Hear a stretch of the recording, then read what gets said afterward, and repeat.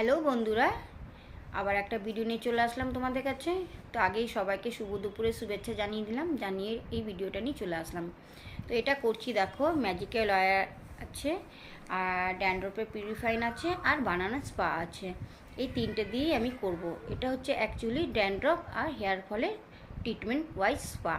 আমি এটা দিয়েই করি, কারণ আমি এটার রেজাল্ট ভীষণ ভালো পাই। প্লাস যারা করে, মানে ক্লায়েন্টদের কথা বলছি, তারাও কিন্তু খুব স্যাটিসফাইড।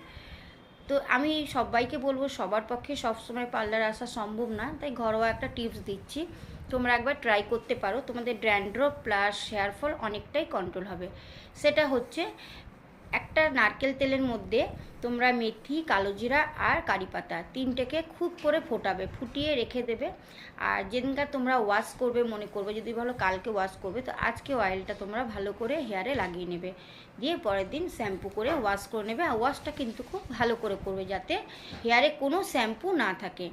তারপরে ওয়াশ করে দেওয়ার পরে দেখবে এরকম একটা শাইন ভাবও চলে আসবে, সফটও লাগবে, আর হেয়ার ফল, হেয়ার ড্যান্ড্রফ দুটোই কিন্তু কন্ট্রোল হয়ে যাবে। আর এখন তো জানো সবারই একটু হেয়ার ফল হচ্ছে, প্রত্যেকেরই একই কথা যে হেয়ার ফল। ড্যান্ড্রফটা শীতকালে একটু বেশি হয়, কিন্তু হেয়ার ফলটা সবারই হয়। কেমন লাগলো অবশ্যই কিন্তু কমেন্ট করে জানাবে।